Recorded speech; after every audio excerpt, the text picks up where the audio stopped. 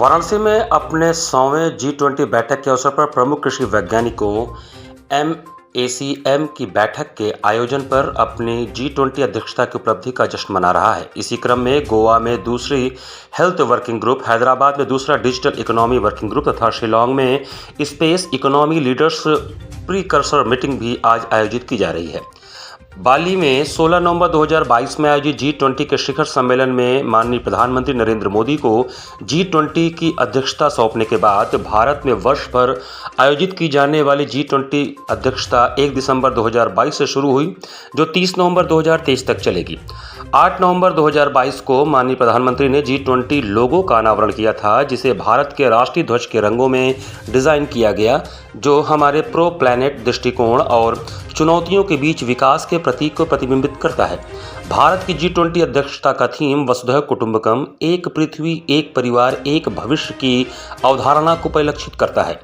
G20 समूह में 19 देश अर्जेंटीना, ऑस्ट्रेलिया, ब्राज़ील, कनाडा, चीन, France, Germany, Bharat, Indonesia, Italy, Japan, Korea गणराज्य, मैक्सिको, रूस, सऊदी अरब, दक्षिण अफ्रीका, तुर्की, यूनाइटेड किंगडम तथा संयुक्त राज्य अमेरिका और यूरोपीय संघ शामिल हैं। विदित हो कि G20 सदस्य देश वैश्विक सकल घरेलू उत्पाद के लगभग 85%, वैश्विक व्यापार के 75% से अधिक और विश्व जनसंख्या के लगभग 2/3 हिस्से का प्रतिनिधित्व करते हैं।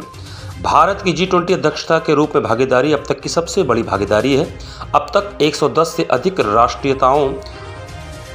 के 12,300 से अधिक प्रतिनिधियों ने G20 से संबंधित बैठकों में भाग लिया है, जिसमें G20 सदस्यों के साथ साथ 9 आमंत्रित देशों और 14 अंतर्राष्ट्रीय संगठनों की भागीदारी भी शामिल है। कि हम G20 के जितने बड़े बड़े देश हैं उनके साथ हमारा ताल्लुकात, हमारा संबंध को और बेहतर बनाएं और हमारी जो सोच है, हमारी जो परंपरा है और हम आगे जिस तरीके से काम करना चाहते हैं, ये भी पूरे विश्व के सामने हम प्रस्तुत करें। एक अनोखा मौका हमारे सामने ये G20 के माध्यम से अभी तक आया हुआ है। इसमें आप जैसे जानते हैं अलग अलग लेवल के मीटिंग होते हैं। जैसे कल से 3 दिन का हमारी जो साइंटिफिक मीटिंग, रिसर्च के बारे में, अनुसंधान के बारे में, शिक्षा के बारे में, प्रसार के बारे में हम चर्चा करेंगे। इसी तरीके से फाइनेंस में मीटिंग होता है, डिफेंस में होता है, एजुकेशन में होता है, इंडस्ट्री में होता है और अंत में जाके एक सरपास का मीटिंग होता है, फिर एक मंत्री लेवल का मिनिस्ट्रियल मीटिंग होता है और फिर हमारे माननीय प्रधानमंत्री जी बाद में सबका एक समावेश करके G20 के जो लीडर्स होते हैं उनके साथ बैठक करके इसका समापन होगा, जो जाकर के वो मीटिंग होगा सितंबर में और G20 ख़त्म होगा जाकर के नवंबर 2023 में। जैसे मैंने बताया कि अलग अलग मीटिंग के साथ साथ हम